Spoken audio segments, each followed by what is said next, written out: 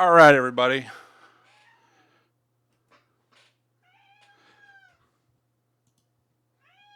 And I have a screaming cat. Calm down, honey. All right, welcome to Synth Sunday. I am Flohr, and today our guest is Jim Combs, aka Sensitive Chaos, or I should say the leader. We'll have to talk about it because it's a bit of a question if it's a collective or if it's you, so you can explain that a bit. I apologize in advance for my insane cat who's going to be screaming and trying to jump on me this entire time for some reason. So we are live on Twitch. This is Synth Sunday, brought to you by the Atlanta Synthesizer Club and VLSC Records. I am Flohr, your host. And before we get started, I just want to say today is a special day in synth history. It's the 87th birthday anniversary of Bob Moog, without whom we would not have anything that we call synthesizers. The whole history of synthesis, in many ways, is largely indebted to that man and his work, as we all know. So let's celebrate, join everyone around the world today in celebrating Bob and synthesizers in general. So it's a perfect day to have a Synth Sunday. How's it going, Jim? It's going great. Bob's really the reason that I'm doing what I'm doing and have all this stuff around me. I mean, his synthesizers were the initial inspiration and the artists that were using his equipment. That's what sparked the whole thing. So it's synergistic that we're talking today. It's great. Yeah, I agree. So why don't we, sorry if I wasn't talking to the mic.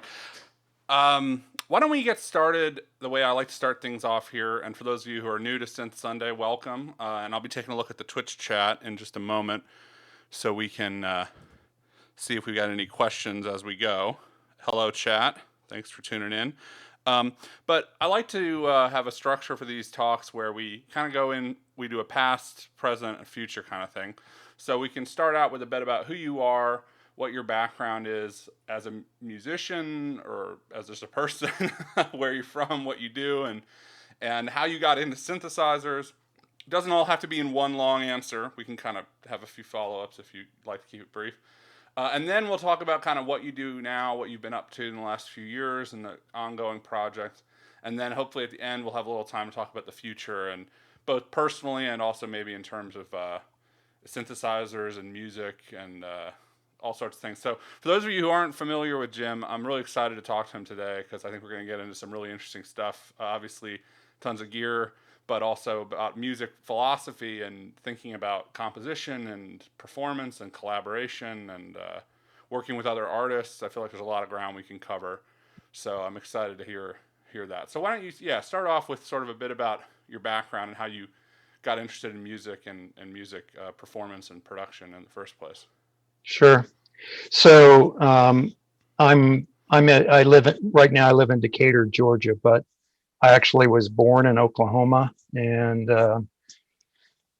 my dad was a Air Force fighter pilot, so we were Air Force brats for a while, and eventually he left the service and got a job with American Airlines in Dallas, and so we eventually relocated to Dallas in the late 60s.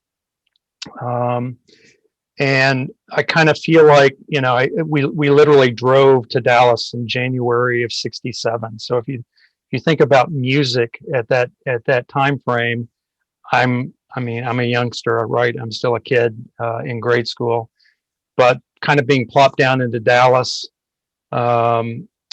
finally getting our own home. My mom played piano. My dad was a trombone player in high school and was really into music, and they always had a really nice stereo. And so they were always playing records. So we always had music in the house. And listening to, everything from jazz, Dave Brubeck, folk music, anything that was popular at the time, pop music, and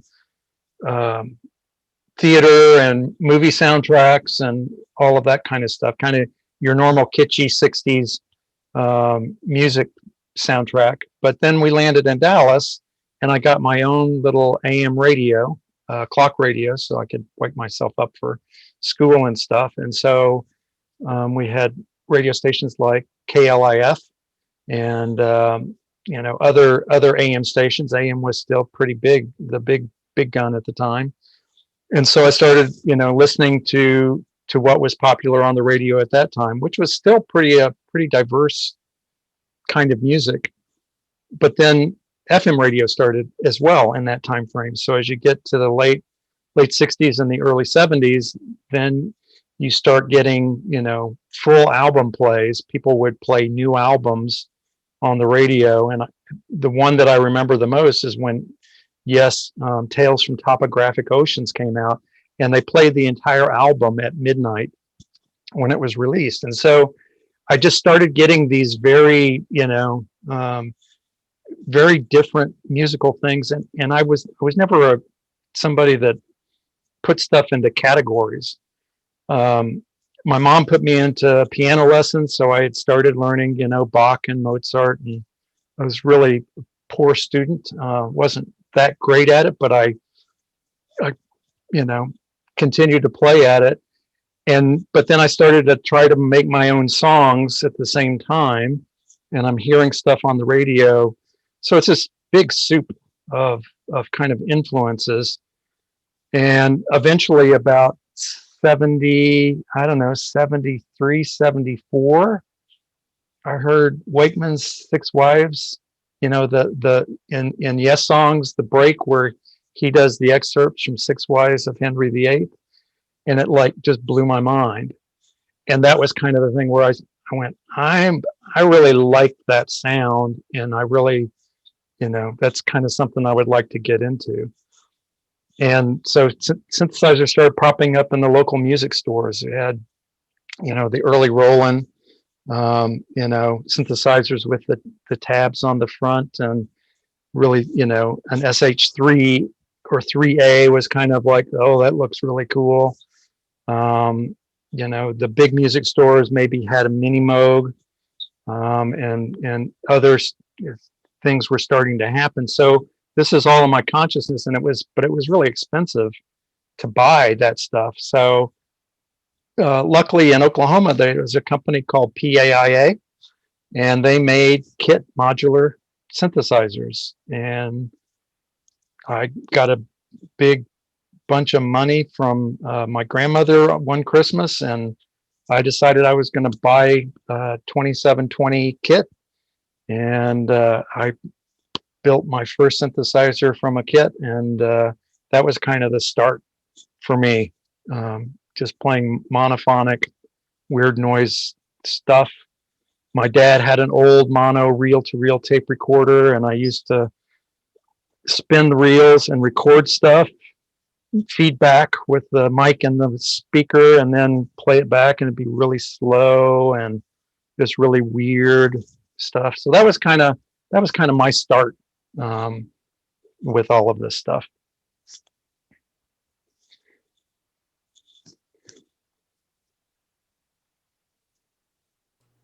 Yeah, that's great to hear. It's interesting to me how many people probably their introduction to electronic music or more avant-garde music, whether it's contemporary classical or whatever, comes from Prague in a lot of ways. I mean, I think there's a whole generation where progressive rock is the gateway, right? Because these artists were using synthesizers in some cases, obviously famously, Moog modulars and things like this, but also organs and other types of keyboards, and in ways that hadn't been used before, and having these instrumental breaks, and there's a parallel thing happening in jazz right at the time. So exactly. Jazz fusion.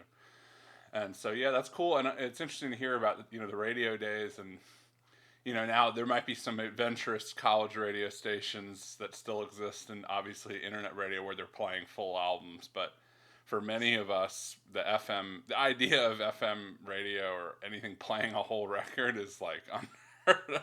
I mean, they don't even play whole songs half the time. Well, and it was crazy, but because back then, in Dallas, which is kind of, you think of Dallas as being a kind of a mecca for the country music, but it was more the outlaw country. So on the FM stations, you'd hear a Willie Nelson tune next to a Jerry Jeff Walker tune. Then you'd hear Wendy Carlos, and then you'd go into some jazz thing, and then into prog, and then back to rock.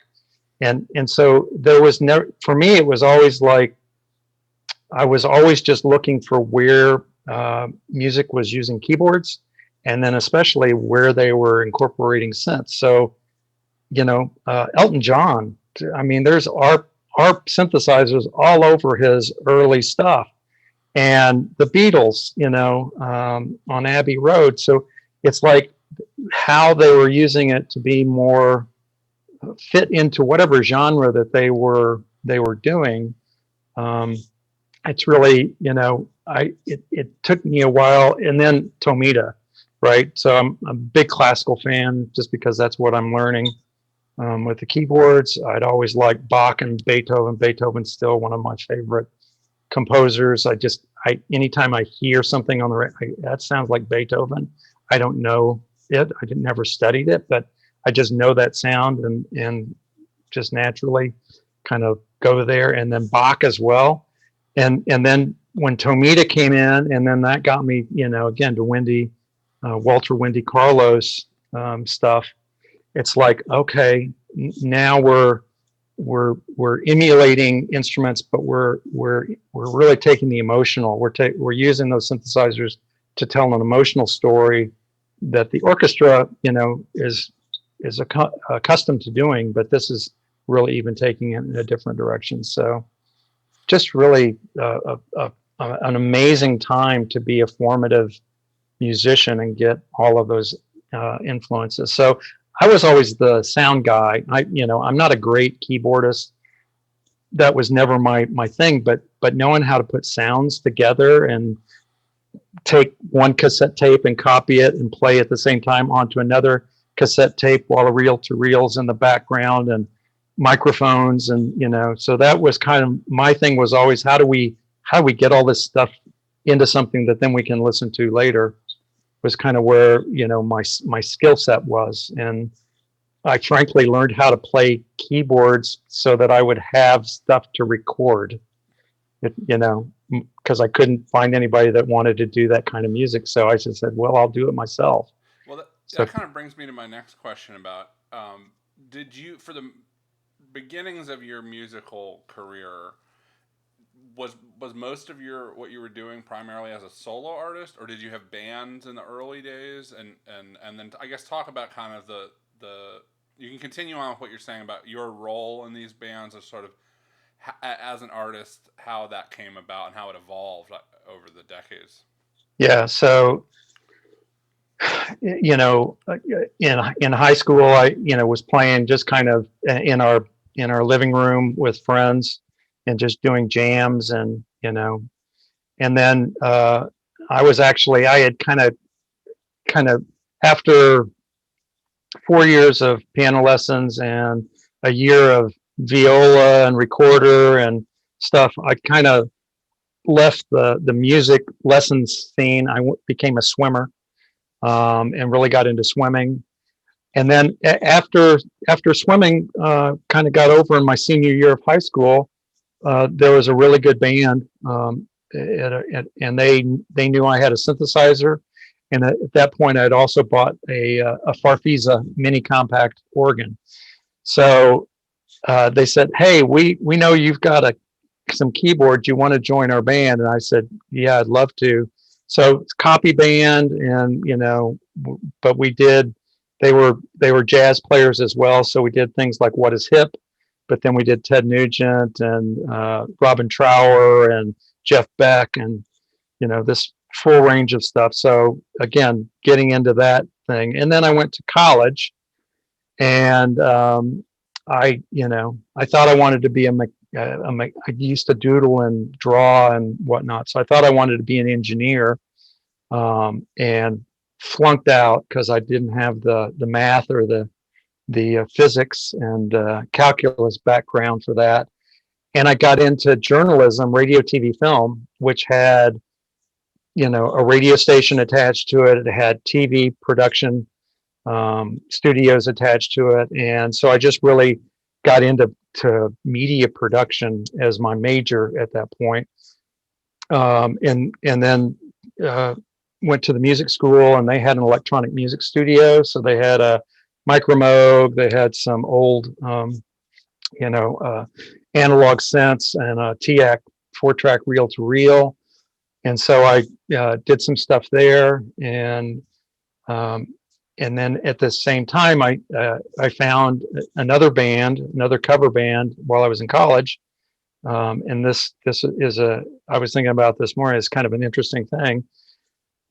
And they were doing like junior high was their big market. And we would do rock music for junior high dances and things like that nature. And then we also had this huge PA. So we did mobile discos all over the state of Oklahoma, because I was going to the University of Oklahoma at the time. And we played anything that was popular, from rock to disco to whatever would, for high schools and college age things. Well, the guy that had gotten me into the band happened to be a college rep for CBS Records, and that's like an internship, right? And he basically was the local rep, and when he graduated, he needed somebody that he could get records from, so he nominated me to be the new college rep for CBS. And so I got to work for CBS then as an intern for a couple of years before I graduated, and then I eventually went to work full time for them in Dallas. So at that time, I was playing in bands, but we were making our own songs, but it was mostly cover work. But then on my own time, I was doing a lot more electronic music production, and would rent out 8-track studios and go in and layer a bunch of drums and keyboards and synthesizers and whatnot. But it was all manual stuff. I didn't have a sequencer or anything, and that's I did that for a long time until I got to Dallas. And then at that point, we're now in the late 70s, early 80s, and new wave starts to take off, and that kind of takes it to a different level. And that's where got into the new wave scene in Dallas and started playing with bands that were doing more original music.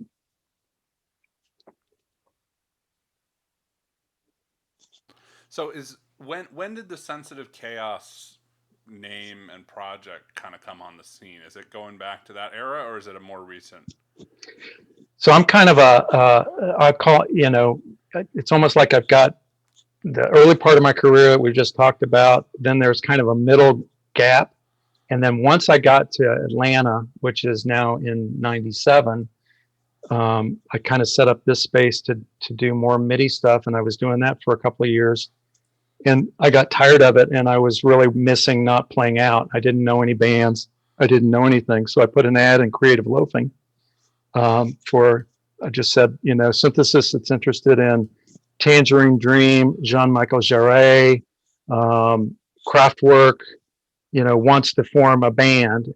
And I got one response from that. And a guy by the name of Michael Thomas Rowe wrote me back and said, that's exactly what I'm into. And so we started a band called Touchtone, and luckily got a monthly kind of residency at Java Monkey here in Decatur for 2.5 years. So every basically at least once a month, we would do improv electronic jams on either inside or on the porch at Java Monkey.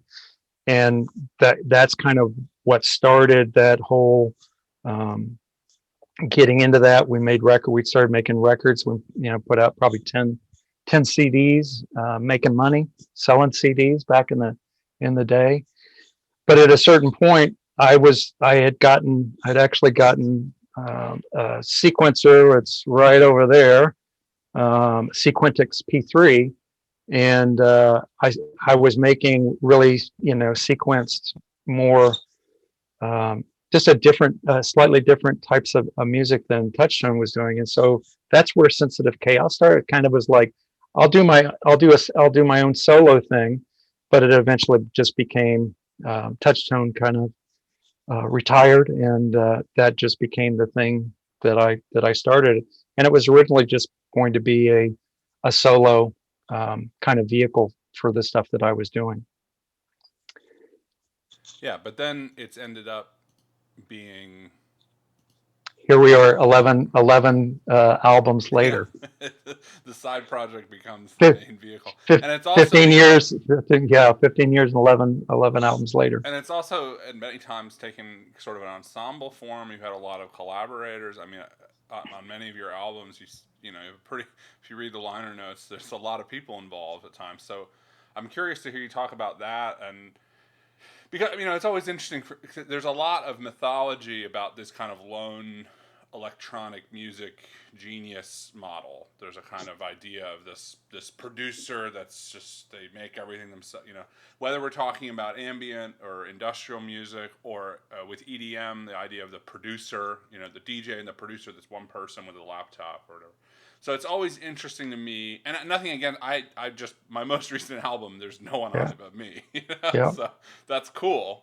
But it's always interesting to me when you see. I mean, it's kind of like the singer-songwriter model. You look at someone like Dylan, and then it's like, well, actually, he's working with a lot of bands. There's like a lot of instrumentality that comes in. Rolling Thunder. If you ever watch that Rolling Thunder documentary, I mean, oh my God, it's just amazing. It's just like, I've got these songs here, come play with me, and whatever, and people come in and people go out, and it just changes the character of it over time. Yeah, so I guess on that note, I'm curious to hear you talk about what that's like the process of working alone versus working with others, and when you're approaching a new project, let's say, or writing, what does that look like in terms of like, you know, how informal or formal does that end up being? Yeah, well, I mean, it started out. I mean, my first album, Leak, it was stuff that I really had done, you know, predominantly by myself in the studio.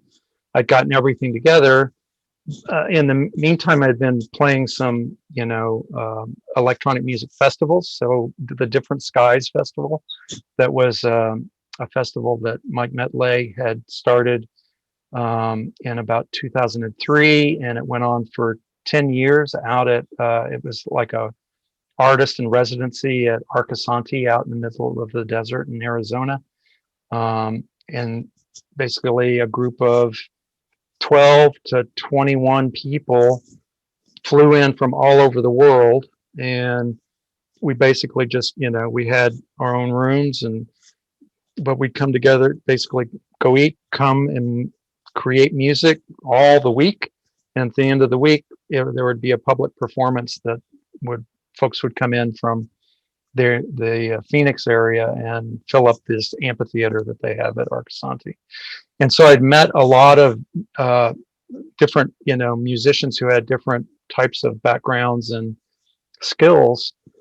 And so when I had finished my first album, there was, there was one guy, Brian Good, that I had met at Different Skies, that was a fabulous musician, but he played both soprano saxophone and the electronic wind instruments, so the EWI. And so very, you know, from kind of straight ahead jazz all the way to very experimental synth music was kind of his thing. And I had a song that I said, you know, it feels like kind of a Paul Winter-esque kind of soprano sax. Do you mind playing that? So he ended up being the first collaborator on that album, and he's actually played on most of the records that we've done, including the new one. So that was kind of the start. Is just more of it's almost like icing on the cake kind of approach. But then the second record, I had a couple of tunes that were more, I guess they were more in a sketch mode as opposed to being finished. And I gave them out to another couple of people. One of my friends, Atso Pakarinen in Finland, from Helsinki, Finland, and a couple of other people, and just said, "Can you? I don't know what to do with this. Can you work on it?" And so that was kind of the first time that we started. You know, I started using other folks to collaborate really to help shape and complete things that I just, again, I'm not the most formidable formal musician from that perspective, and I kind of appreciated folks that are much better in that thing to come in and hear kind of what my architecture is, but then kind of bring something to it. And that kind of, so I did a couple albums like that. I did a couple albums where it was just me, because a lot of them were really performed live, and I just did live to 2-track and then edited that stuff. And I'll talk a little bit about kind of my process, which is always to record everything that I do live, either usually both, to MIDI, because the Sequentix, I use it primarily sequencing live and creating stuff live, and so all the MIDI stuff stays in it, and I can bring that back to the studio, but also the audio tracks, and then I can kind of deconstruct and reconstruct stuff as we go. And then I guess one of my records, it was my holiday record that I had done live in downtown Decatur, and also at Caterina, so in this general area, put together this holiday themed. There's no holiday music on it, but it's all bells and choirs and organs. It's electronic, but it's all feels like Christmas, right? It feels like that holiday music that I grew up with. It got nominated for an award, a Zone Music Award. And so I went down to New Orleans to the award ceremony. Didn't win that year, but I got to meet this whole other group of fabulous people that were in the new age, genre. New age being so generic that it can be from total jazz to just piano to total ambient to world music. It's so broad and varied, but I met a bunch of musicians down there. One being Josie Quick, who plays violin and electric violin, and I had been hearing violin and stuff, and I said, I've got the sax with Brian Good. Let me invite Josie to put some stuff on. So she came on board, and that was again another thing. So I just kind of have this group of friends who are great musicians. And at a certain point, I get this, mass of basic tracks together, and I kind of say, here are the ones that I'm thinking about, and I give them out to this group or a selection of this group, and then let them decide what they want to do with it. And then I get it back, and I have to now take this part, this group of tracks, add it to my own, and now there's some totally separate thing, and add it in and try to make sure that they don't thing. So my records are a lot about the orchestration and how do I mix this get the soup together so it doesn't just become just a mess of sound, which it often is. And so it sounds like, in a way, you're someone who's starting the process. You talked about architecture, and it's kind of like opening, and then after there's been some instrumental additions and recordings, then you're arranging and mixing and finishing it as well. Is that accurate? Yeah. Again, my kind of the way that a lot of folks will compose in the studio and then they'll rehearse it and take it out live. We've always done it backwards, where we've just improvised live. And whether it's just me or, like the time that Ryan Taylor and I did the Under the Couch for the Atlanta Synth Club that one time, maybe a duo. When we've done Porch Fest, it's Ryan and Mitch Sosby. So, but the whole thing is like, I may have some tempos and some basic rhythm tracks together in a key, but everything else is like, let's just see what happens and capture it, and then we'll just keep doing that and bring that back. And then my thing is like, it's got to sound good to me, and it's kind of got to be in a place that I feel good about it. because everybody is, they're contributing their time, and I want to give them something that's as complete as it can be. This last album was a little bit different because I think we probably put out tracks that were more in their original form earlier in the process, which is both a blessing and a curse. But get that, people add their parts. It's usually been pretty straightforward to put things in, because I can say, okay, this is a building section, or this is a breakdown, or now we're reintroducing something, or it's a solo, or I have a way to structure it so it ends up sounding like something you'd be somewhat familiar with. It's always long form though.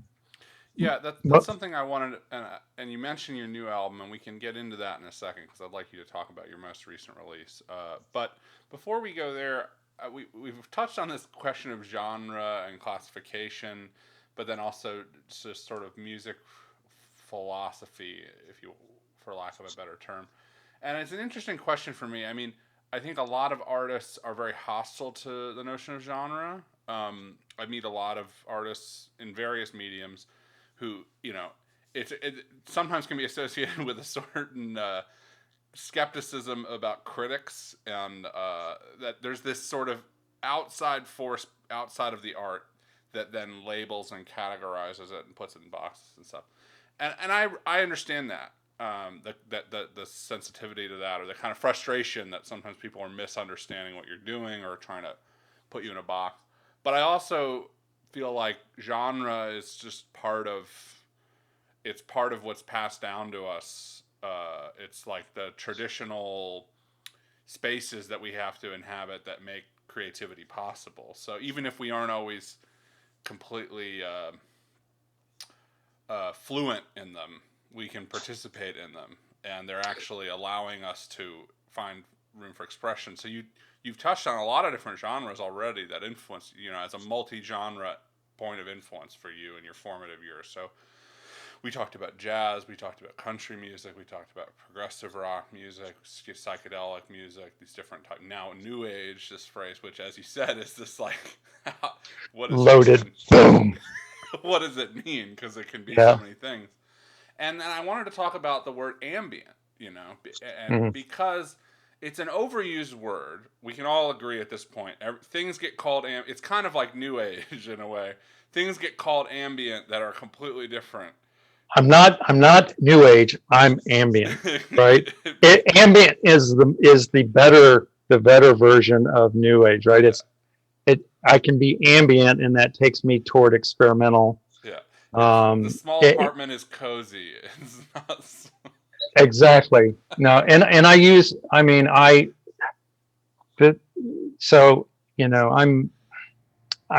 I spend half of my time with the music side of Sensitive Chaos, and the other half of my time, because it's time intensive, on the business side of it, right?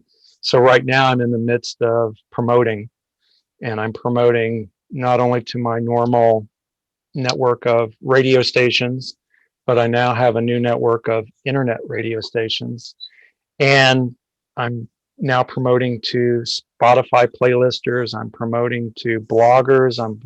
So I've got this whole, kind of broadened set. And what I'm really, really surprised at is how much genre, from a business side, the consumption of music is very much driven by genre, and people need to know what genre you are, because they only have so much time. If they are a programmer of music, they've only got so much time to listen to the thousands of pieces of music that are coming at them every week. And so they're very precise. And if you don't fit in, it's either like me, I've managed to get over a boundary, just because I go, I thought you were this, but I see you're not, but I'm gonna program it anyway. But then I also get, no, but you're not. You've got saxophone in your music there, and that's not whatever they're looking for. And I'm like, that's fine. That's totally good. I totally understand. I don't. There's nothing wrong with having a creative approach, and for people to say that's not really exactly what I'm looking for.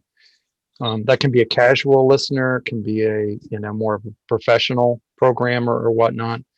But that's, to me, it's interesting coming from my base, which is where FM music, we just throw everything. And I actually was a college DJ, right? I had my own 6-hour shift on Sunday afternoons at KGOU. And so, I would just, the different kind of records I was programming were all over the place, and you could do that. There's fewer and fewer outlets for that type of thinking. And so this album especially, to me, feels very holistic. It has a story arc. It starts very up and world, and it ends very ambient and chill. And so there's enough there that at least people are able to pluck stuff out of it and use it. But not a lot of folks are playing every song off the entire album. I'll get 1 or 2 stations that will do that. But yeah, it's interesting because I like, what would you call my music? You've heard it. How would you classify it? I use about 7 different words. It's this, right? That's my genre. Yeah, which again, I think often we end up defaulting to terms like experimental, or maybe new age at one point was used that way, and now maybe it's not as much. But because we have a hard time, I mean, alternative in a way to talk about rock in the 90s was like or people will use the word indie or underground. We use these, we attempt qualifiers, these little things but it's a way of actually trying to say, let it breathe and be other things. Right. Why do you need to, it's like, program it, let people respond to it, and either they like it or they don't. I think that's where the artist wants to come from, right? It's like, I put a lot of heart and soul in this. Here it is. Give it a chance, right? But I think you talked about commercial side marketing, and there's something about commodity form. Not to get too much, we're not going to get into Marxism or something, but there's a structure of classification that's necessary for commerce. I mean, this is just, and artists are always going to be butting head. I mean, there's artists who that's the water, they're the fish in that water, and that's their thing. But a lot of artists, it's not, and they're going to butt heads with it in various ways. Yeah. And so you do what you have to do. I personally am not one of these people who's a purist about terms where I want to fight, or like ambient. Some people get mad because they're like, that's not really ambient. That's just, they have a big reverb. It's not ambient. It's like, well, it might not be when you think about it a certain way, but it's like, if that as a signifier, as a tag, like if we think about tagging in terms of the new technology and genre tags, which become a useful thing for these radio stations, for Bandcamp, if there's a certain something that we get when we talk about ambient or dark ambient or whatever we want to call it, that's more of a spaciousness, more of a long form, more of an attention to kind of space and place, not just of sonically in terms of a big reverb or long release times on things, but in terms of what you're listening to is less about a linear song and more about a kind of sonic environment. I mean, Eno's the godfather of the ambient space. He kind of coined the term. I don't think he coined the music, right? Yeah. He just put a term, and it's just music that's designed not to hit you over the head and take your attention. It's background music, and that's, I mean, most of what Touchstone did, what Sense of Chaos does live. My whole thing is, look, I'm not here to interrupt your conversation. I'm here just to fill in the background. And so go, have a good time. You've come to this venue, enjoy yourself, enjoy the folks that you've come to do it. I'm going to at least provide some glue that kind of keeps the energy moving. And I think that that's really kind of where ambient music is. And it can be, again, if you kind of get back from what are the parts and pieces that make up ambient, and more about what's the goal, or the what's it designed for. It's really for it to go away, right? So it's almost like it's a soundtrack for your life. And soundtrack music in movies is not designed to take you out of the story. It's designed to enhance the story that's being presented to you. And anytime that the soundtrack, it jumps out, you're like, oh, that was a great sound. You're not in the story, and that's not what soundtrack music is, or underscore is designed to do. So I think ambient, is kind of in that same spot. Yeah, and it's something that's striking for me when listening to your music, and I've seen you perform a few times, is the slow, gradual changes, which again is something that you can find in music that we wouldn't consider ambient, right? You can find this in jazz, you can find this in progressive rock, and along with, if you think about a progressive rock song versus a regular rock song, what makes a song, what makes a piece or an album a progressive album? For me, in a nutshell, without getting too technical, if I was explaining to someone who didn't know anything about music theory or anything, I would say, well, they're longer. The pieces tell a story, and they have these changes that lead to each other. It's rather than a structure of simple repetitions or something. But with your music, it was striking me the first time I ever heard you play was just the way in which it was. Because there is some ambient music that doesn't really evolve. That's not an insult. It's just that it hangs in a static place, and then it disappears, and that's a way of making ambient music, where it's completely nonlinear. It's a vertical, it's a painting or something. And with your music, it has elements of that, but I've always felt like there was this developmental element as well, which is an interesting thing to me. And I'm not saying it's better than music that doesn't do that, but maybe that's something you could speak to. Yeah, I mean, it's interesting. If I was going to, there was this piece of gear that the Noodler just came out. This piece of gear called the Noodler, and they basically, I made a comment, and Klimchak said, "Yeah, you're exactly right. It was made for my kind of music because it basically has four sequencers in it. It has a drone sequencer. It has a kind of a slowly changing chordal sequencer, and then it's got two pattern sequencers in it.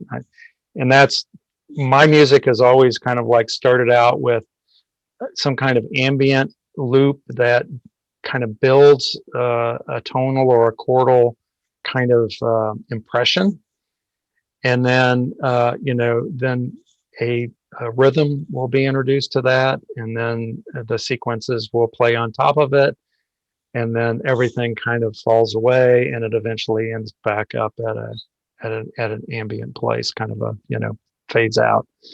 And that usually is either an entire set for me, so an entire 45-minute set or 50-minute set, or I'll break it into two, and I'll do that twice, and kind of alter what I'm doing so that it's at different tempos and different keys and sounds and whatnot like that. When I bring that back to the studio, what was once 50 minutes becomes 10 minutes. So I'll always condense stuff down, but that basic starting point, build, and end is kind of my, it's either maddeningly the same about that most of the time, or it's something that is my signature style.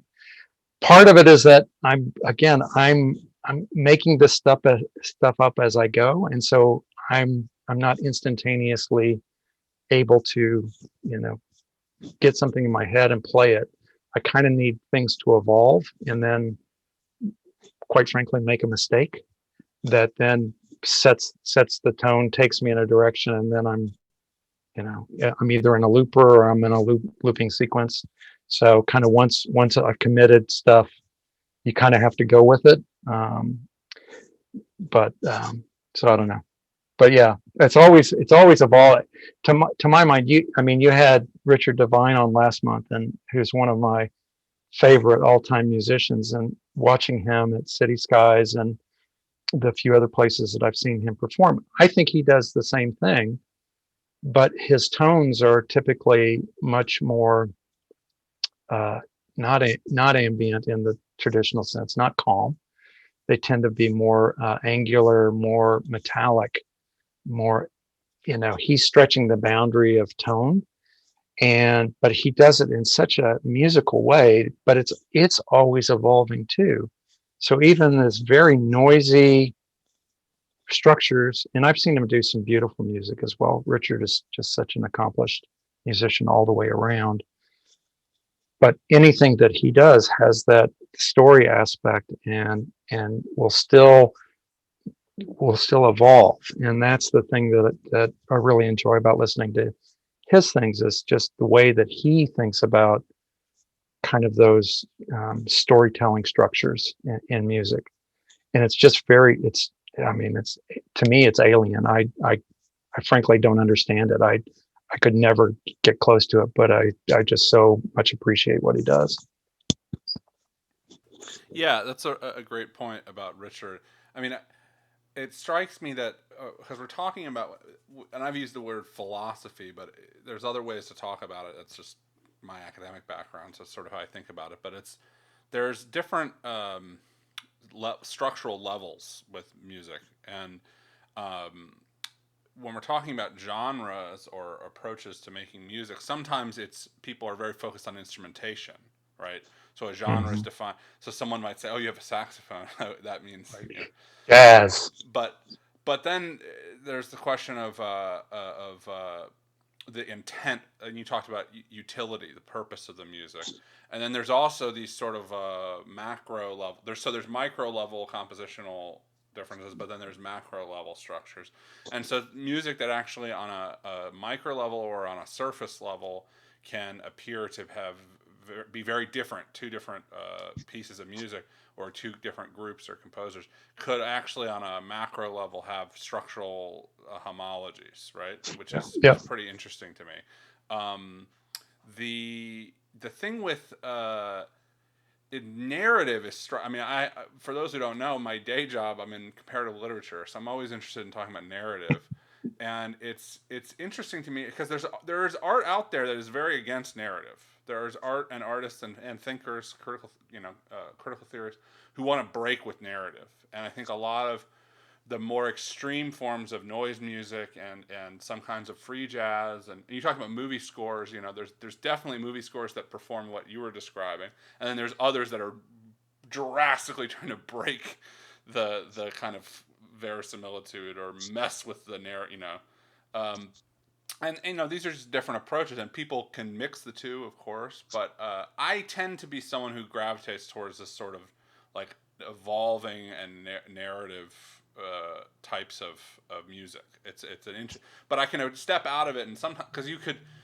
This is just sort of a theoretical position of mine, but I think you should try to not judge things by criteria that aren't applicable to it. So it's like if I hear a performance, or I see someone playing, or I listen to an album, and I'm like, where's the story? There's no narrative here.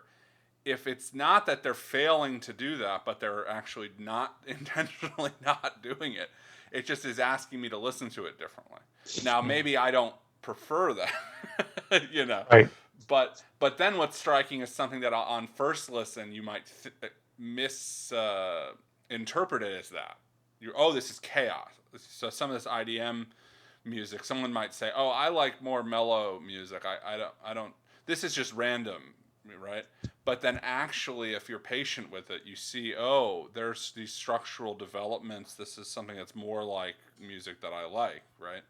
And then maybe the alternative is possible as well. So, I'm sure there's some ambient artists out there who are trying to be very disruptive and. Well, but what's interesting to me is that can be that so it may not be narrative, but it certainly is dialogue, right? Yeah. artist presenting something, and the audience's or the viewer, the listener reaction is part of that dialogue. And it, to your point, it's not always harmonious, right? That dialogue, it can be like you're taking me out of my comfort zone. I now have to concentrate to figure out why this doesn't fit into my mindset. And again, a lot of artists, they love to do that. For me, I just know that I love symmetric structures. I mean, if you think about it from an architecture standpoint, I just love symmetry. And so that's a lot of why I do, startup, I love this, these things that are somewhat symmetric. And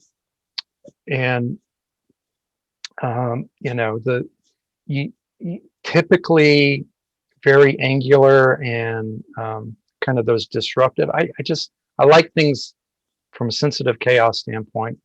I like things that are more sonorous and that are more melodic. Or I have a lot of recordings that are very not that way, but I can't release them because I'm not super comfortable with them. They're great for me experimentally, but they don't really represent the brand of sensitive chaos or what I'm trying to do there. But I've done some collaborations with Michael Thomas Rowe, with Klimchak, and that's had that very that very experimental side of it as part of that as well. I typically am not the person bringing that part to it. And again, it's not something it's sustainable for me. It's just I tend to want to be a little more ambient, a little more new age, I guess, is where my stuff tends to go. Yeah, and I mean, there's always room. Sometimes you set up binary distinctions, and we can say, well, actually, there's things where it can be a bit of both, but sometimes they are pretty hard line. And tonality versus atonality is you can have tonal music and melodic music that has dissonant or inharmonic parts of it, right? So Yep. Plenty of music that's tonal has percussive elements that are inharmonic. Yeah. But if you're committing to atonality as a like 20th century classical music atonality, that is not going to go along with a harmonious symmetrical. No. It just doesn't work. And there's the great anecdote. I believe it's Steve Reich. It could have been Philip Glass. One of them, I think it's Reich. They were trying to cheat on their tone rows for their compositional school, where they repeated them so much because you have to play all 12 notes, right?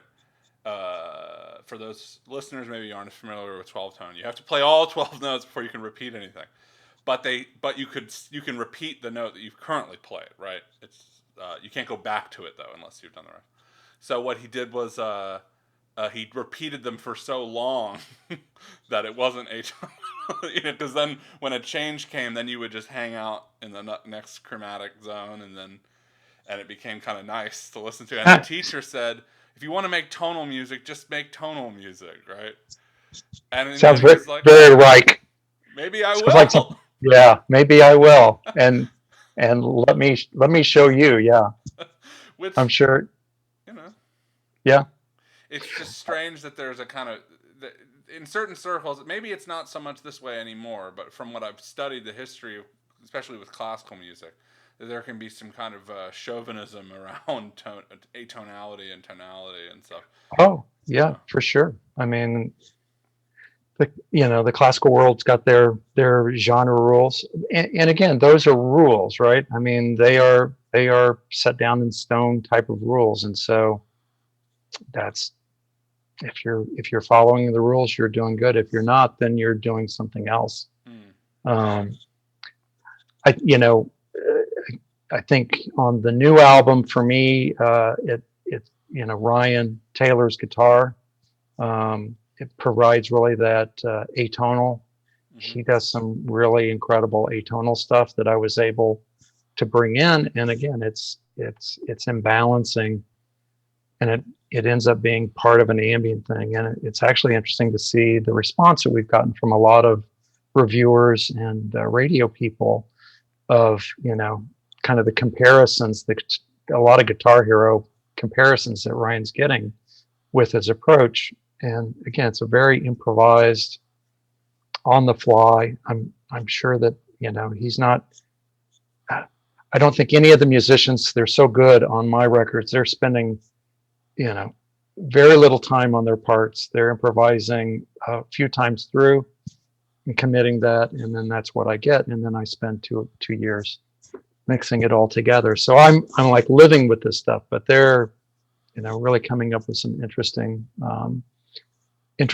parts. Paul Nagel did as well on one of the tracks, who does, again, just a wide range of synth, things that are very danceable all the way to being very out there. So yeah, why don't we talk a little more about the new record for those maybe listening to this either live on Twitch with us or who see this later on YouTube. Tell us about it, what it's called, where they can find it, and then tell us a little bit more about the writing process or some unique things. This is the album. Sensitive Chaos, Closer to Home is the album title.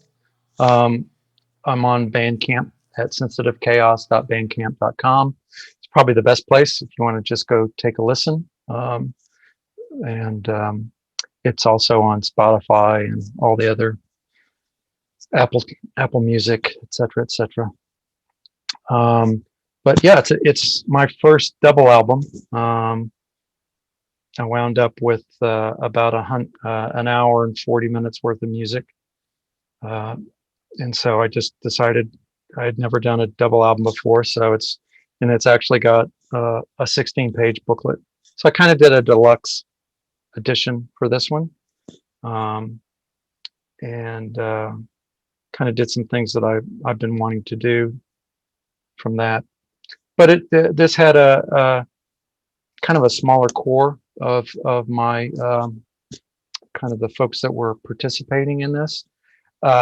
It didn't start, this wasn't a pandemic album, but we finished it in the pandemic. So it kind of, I always had this idea of, we had been doing, I wanted to do, after my last album was a 3-year, it took 3 years to get my last album done. I was kind of like totally burned out at the end of that process after making it, promoting it.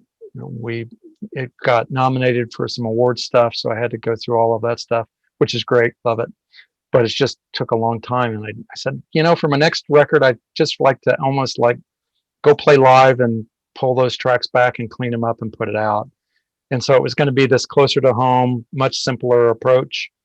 And we actually, Ryan and Mitch and I did some Porch Fest things. We did No Fest, so small festivals where we're just doing, short, relatively short sets, improvising, and that was going to be kind of the basis that we were doing. And that yielded a bunch of tracks that I brought back.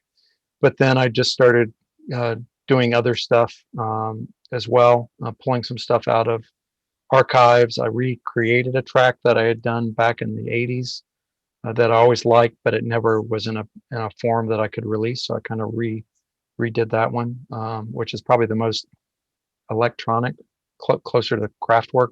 Kind of as if Kraftwerk and Weather Report kind of got together is kind of the way I think about that song.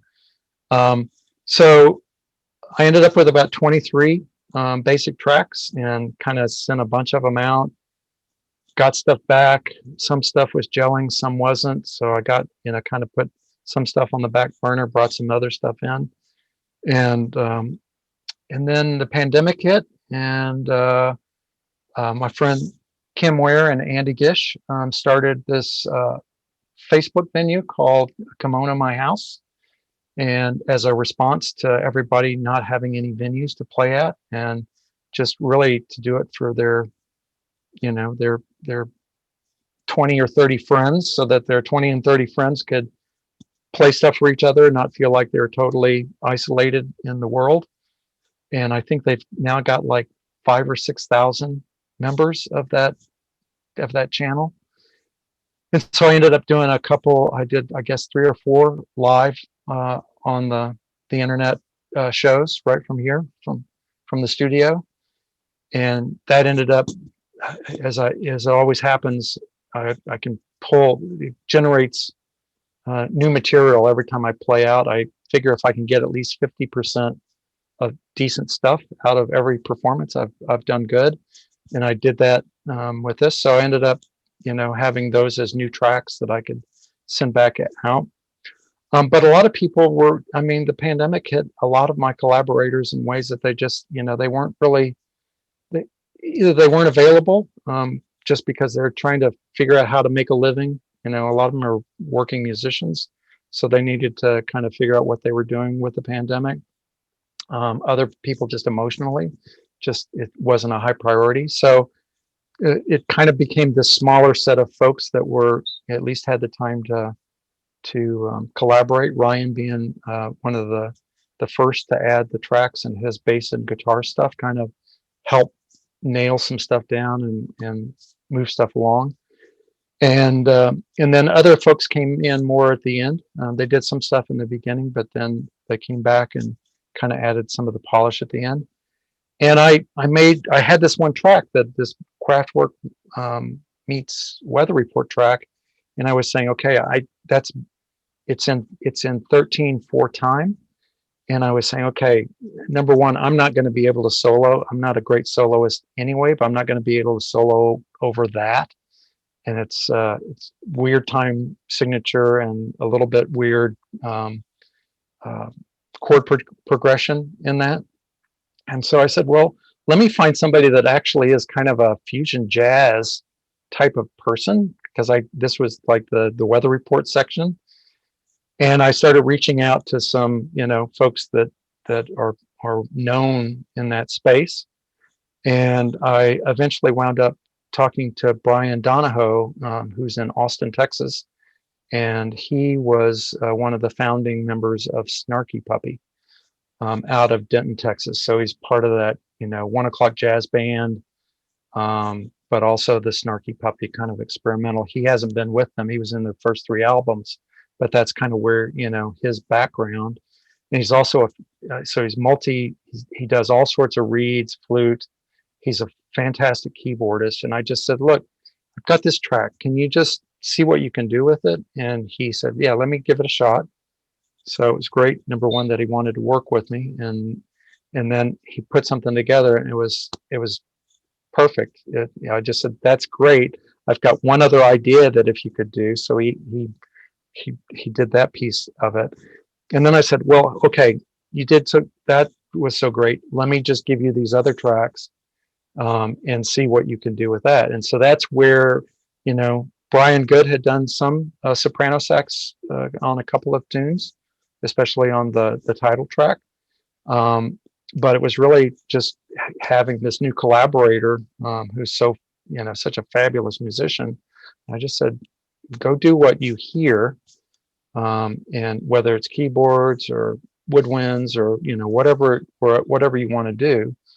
And that's all the parts that came back. And he would do these whole horn sections and whatnot. And I was like, this is, again, it's a different Sensitive Chaos album than we've ever had before.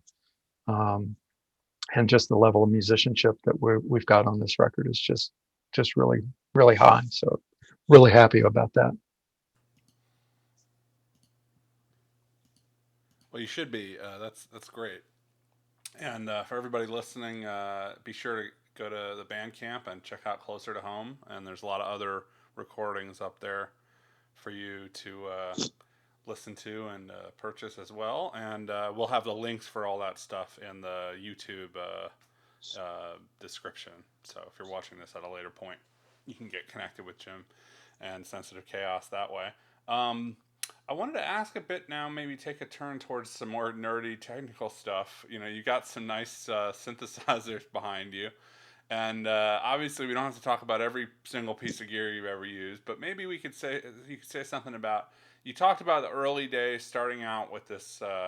It was the PAIA Yep. format, modular kit. Yeah. And then maybe along the way, what were some of the the pieces maybe that you got your hands on that sort of changed the way you were making music, and that could be very recent additions. You talked about the sequencer. It was the Sequentrix P3, yeah, the P3. Sequentix, yep. Sequentix, that's it. So maybe if you want to just highlight a few others, obviously we see the ARP behind you, two ARPs. But if there's a couple, maybe you could touch on, we could talk about. That could be pretty cool.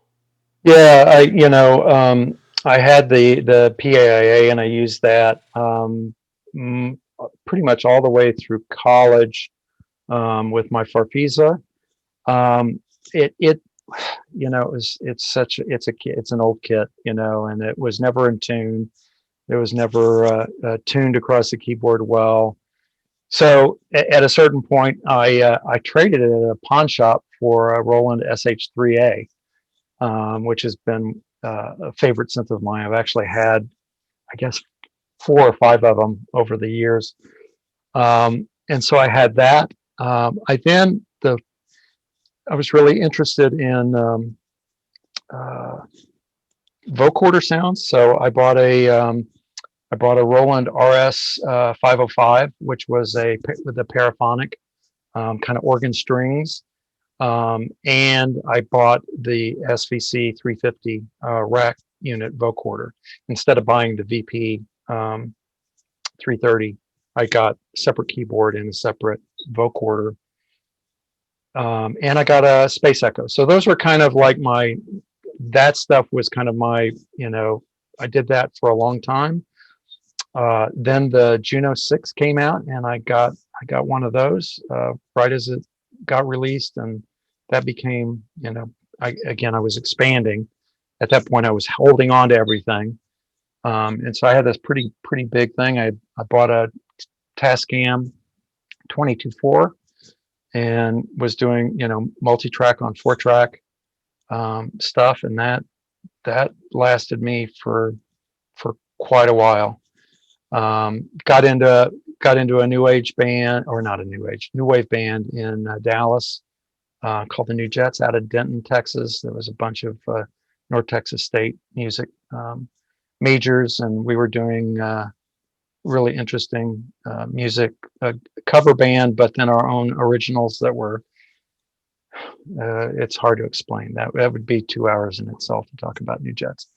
But I had also upgraded. I'd gotten another bigger Farfisa, a VIP 370, and so kind of, I didn't know about electronic music. I didn't know about, besides Tomita and Wendy Carlos, I didn't really know too much of what was going on in the electronic music scene. So I was in the rock and the new age or new wave kind of venue genre for quite a while. And I fought against that until I finally realized, once I moved to Atlanta, that what I really wanted to do was Tangerine Dream and, more expressionistic type of stuff. Let's see. So when I moved from Dallas, I actually went to New York City and lived in New York for 11 years. And I got rid of everything that I had except a Fender Rhodes and an ARP Odyssey. Same kind as that one is, but an original of the second version 2. And that's what I did a lot of. That in a Dramatic 606. That was kind of my main rig for forever. Did a ton of recording in New York and Brooklyn when I was living there. A lot of demos, but again, no sequencer, no way to sync stuff. So it was a lot of it was turning things down to 7.5 IPS and playing things at half speed to get my sequences, and then speeding it back up and playing over the top of it, which I wish I could still do today, but it's unless I'm doing totally MIDI, it's impossible to do with audio. And then when I got to Atlanta, I started. I actually, a bunch of my gear got stolen when I moved to Atlanta off of the moving truck.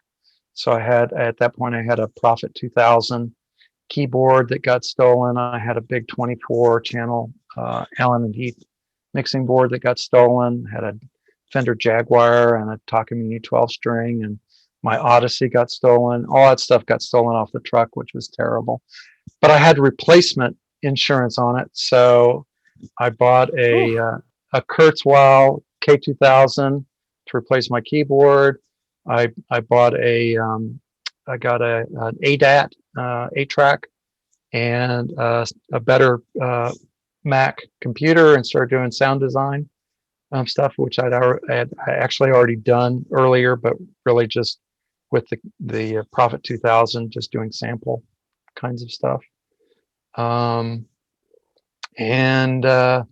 then I got this space, and I at a certain point I just said, I now want to buy every keyboard that I ever wanted to have, because they were cheap and eBay was new and you could. And so I bought a bunch of Juno 6s, I bought Juno 60s, MKS, all the MKSs.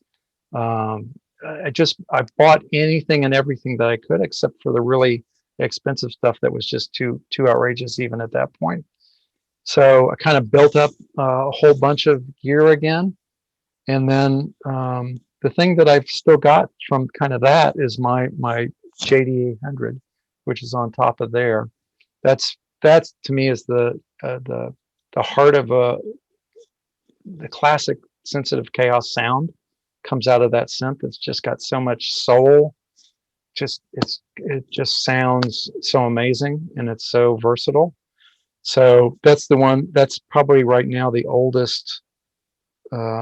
It's the oldest vintage synth that I have, except for my.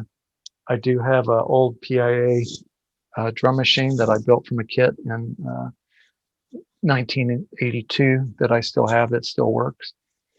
I've got a JP8000. I've got a couple of Chord Chronoses, which are kind of my main workstations now, and I've got this one is 73.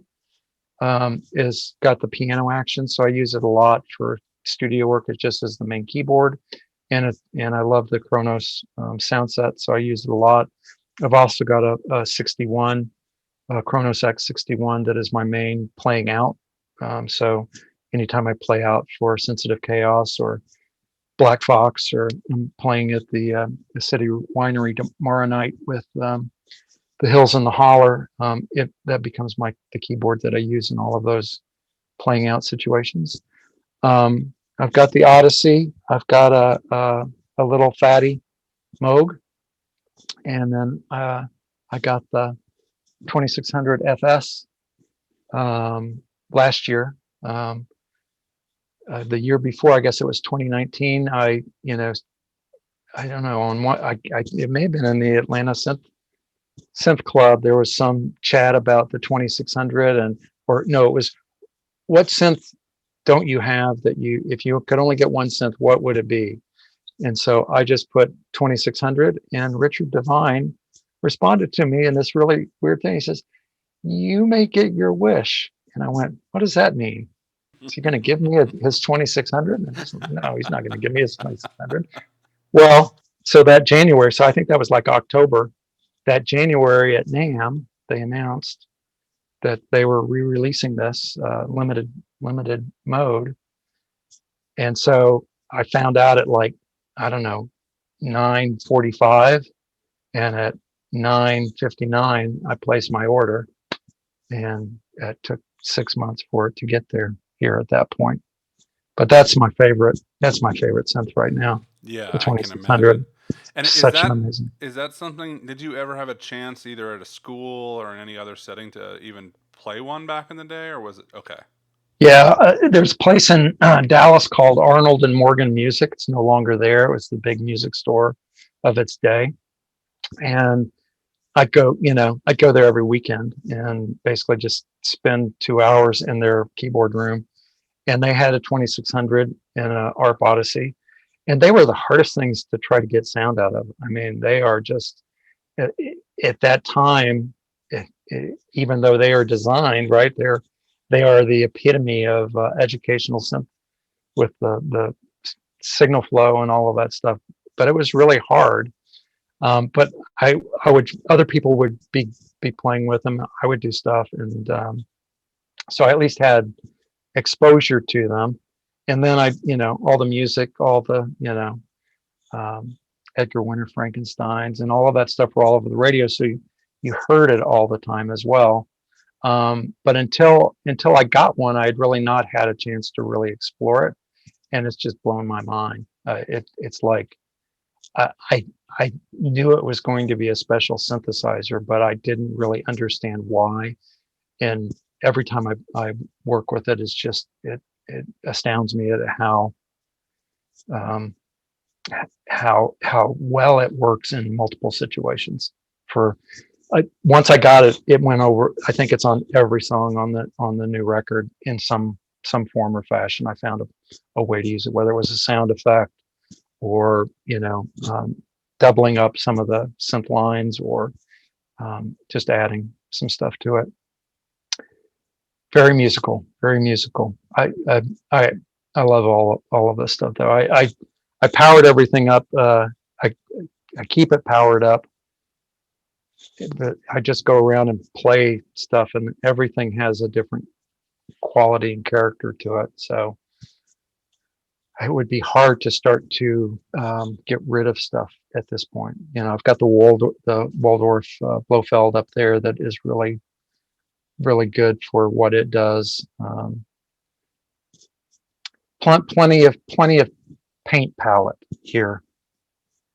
And are you someone who has used software synthesizers at all, or are you because I know we're not talking about analog versus digital, because obviously many of the pieces you've touched on are digital, as well as obviously the analog beasts. Yeah. But we haven't talked much about computers. I'm curious because you did talk about mixing and arranging. So what role does the computer play in your music? It's huge. I've been I started out with Digital Performer 1.0. That So a little story is I moved to New York. Lived in Brooklyn. I was actually, a friend of mine had gotten a spec recording deal, and so we were spending time at this really nice studio in Manhattan, and then I didn't get a job for a year. I was able to just live off of, I had sold my van and I had some money, in my pocket, so I could pay rent and eat and do music for a while. But there was a place called Studio Pass in New York City in Manhattan, and they had a Fairlight CMI, and they would give classes. So I took a class on the Fairlight CMI, and that's kind of where the first, where I really got exposed to digital sampling and sequencing with the light pin and all of that stuff. And at that point, I said, okay, I can't afford $100,000 Fairlight. Let me see what I can put together. So I had a Mac 512, a couple of floppy drives, a 20 megabyte hard drive, 20 megabyte hard drive. And I bought Digital Performer 1, and I got a Mark of the Unicorn interface. So I started out, that became my tape recorder for all intents and purposes, or at least from a synthesizer standpoint, controlling all of that so that then I could lay that down to tape, which I still was using at the time. And so I've been all the way, once it went from Performer up to Digital Performer, I became a Digital Performer user, and then started using, again, just with an audio media card, which was only 4 tracks in the beginning. You could do 4 tracks of digital audio. Started doing that, and at a certain point, I'm just all digital now. So everything is, I think the latest, I don't know, one song had 60 to 80 tracks on it. So I just do huge sessions as a multi-track thing. Along the way, I got really into Reason, just because I love hardware, and Reason to me fit my hardware mindset, just because it looks, it had that same kind of control surfaces, so I could make the translation to that really easy. So I was a big Reason user in the early to mid 2000s. But once I got to a certain point, again, I really love hardware and being able to control it and take it with me and not having to be limited by processor speeds, which up until recently, I think you always had to deal with. So I've got all the Arturia plugins. I've got a bunch of, soft synths. I've used them on previous albums. It sounds great, but at this point, I've got so many great sounds in the hardware or the workstations that I've got that I don't really use too much. I use more software processing in the mix downstage and a lot of plugins for mixing and affecting, and I'm now, I think my next album's going to be in Dolby Atmos. That seems to be where my group of musicians is moving to. That seems to be, now that Apple and a bunch of folks have announced that they're going to be supporting that through their streaming venues, that Atmos is going to be a really cool way to produce. And once you have the hardware that you can run the software on, I'm not a Pro Tools guy or an Innuendo person, but I know folks that have that. So, I'll probably do my stems and then we'll export them out and bring them into an Atmos studio and get that really surround sound thing, which I really enjoy.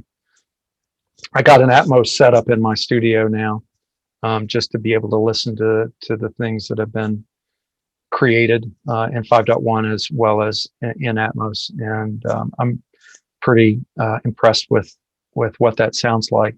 And my album actually it works pretty well in an Atmos system, so the Atmos is able to take that 2-channel stereo mix and at least make it much more ambient.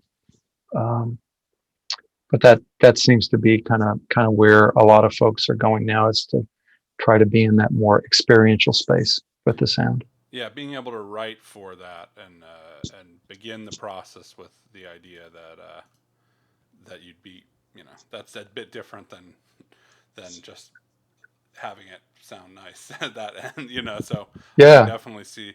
So, well, we're coming to kind of with the end of our talk. I think it's been about 90 minutes. So, what we've sort of naturally moved towards the future. So, why don't we talk a bit about to end on beyond working with Dolby Atmos and some of these other technical things. Where are you headed now? What's your next project? As we've had this whole pandemic period, and then you have this album that you started before it and now finished during it. But then hopefully, we as a country and a world, and then the musicians in it will get to maybe get out a bit more, and so maybe new collaborations and things on the horizon. So I'm curious what you're looking forward to and thinking about, and that can also go into technical directions. Whatever you. Yeah, no, it's I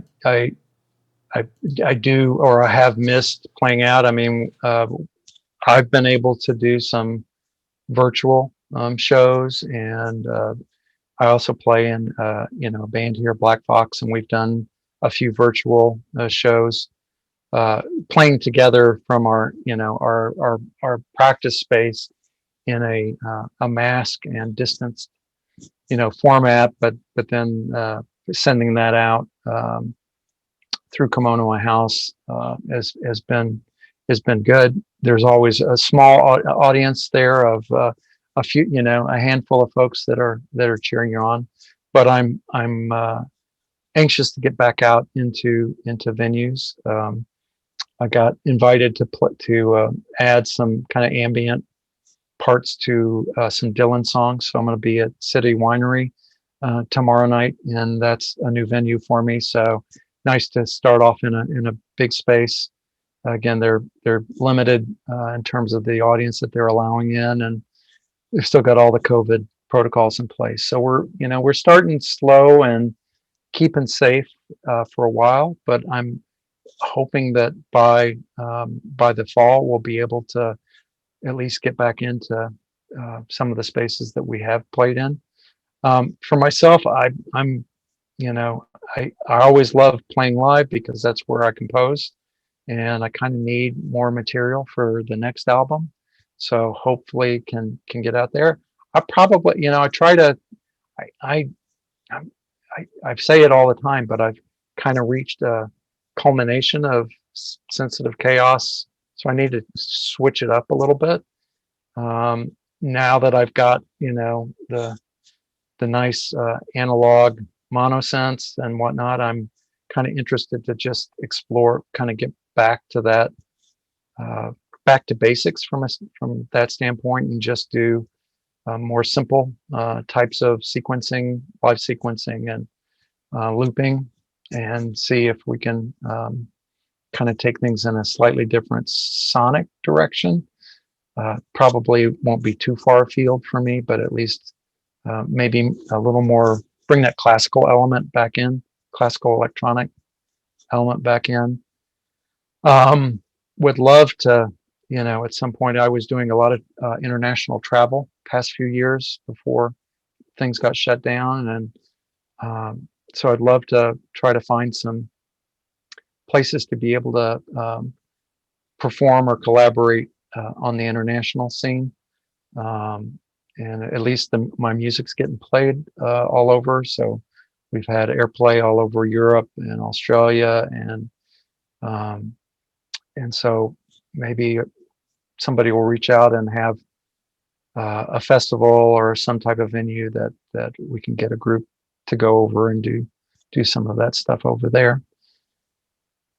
But yeah, I think, I think the one thing the pandemic kind of did is, to a certain degree, it allowed you to come to terms with, where you are at and what you're doing on so many different levels.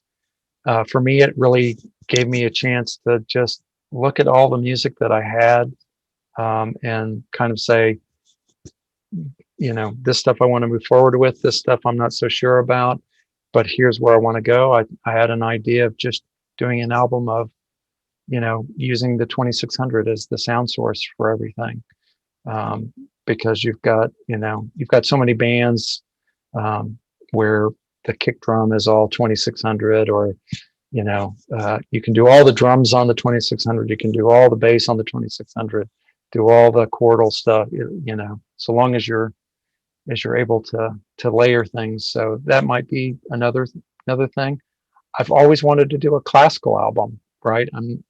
It would be very simple classical pieces because I'm not the best player in the world, but I would love to do a Tomita or a Wendy Carlos, kind of, get my greatest hits of classical music and just try to do a classical album, electronic one of that. I want to redo all of my old albums in Atmos, so kind of, bring them forward. There's all sorts of touchstone stuff that has really been, it never really got the exposure that it could have. So I'd love to pull that stuff back out of and do a best of touchstone. I actually had all of my my 2-inch reel-to-reel stuff from my band, my new wave band, New Jets, transferred to digital. So, we're coming up on the 40th anniversary of the release of that album. That was my first album that I produced and put out. So I'd love to kind of do a remix on that. So there's tons of stuff that I've got in my brain, that I'll move forward, and who knows what'll capture my interest or take priority going forward. A lot of great stuff on the horizon there. It's pretty exciting. I love the idea for the ARP album, and I'd love to hear the classical recordings. I'm also a big fan of the Tomita and Carlos stuff. So, well, hey, it was a real pleasure, Jim. Thank you so much for joining us today. We covered a lot of stuff, but hopefully, there's something that the listeners will have gotten out of it, or in future listeners who find the archive of this, in terms of just thinking about electronic music and music in general, and these instruments that we love so much. And I personally was really fascinated by hearing your journey and your process with this stuff, and it gives me a new level of insight into your music. So, thanks again so much for joining us today. I really appreciate it. Thanks for the invitation. This has been a blast. Awesome. All right, everybody. Make sure you're subscribed, following us on Twitch. If you're on Facebook and you're not a part of the Atlanta Synth Club, please join us. It's an active Facebook group. We have a Discord. You can join that as well. Follow us on YouTube and VLSC Records as well. And you can find the archives for future recordings. And we're going to keep this series going. So that's about it for us today. But everybody have a great Sunday if you're watching live. And take care. Bye.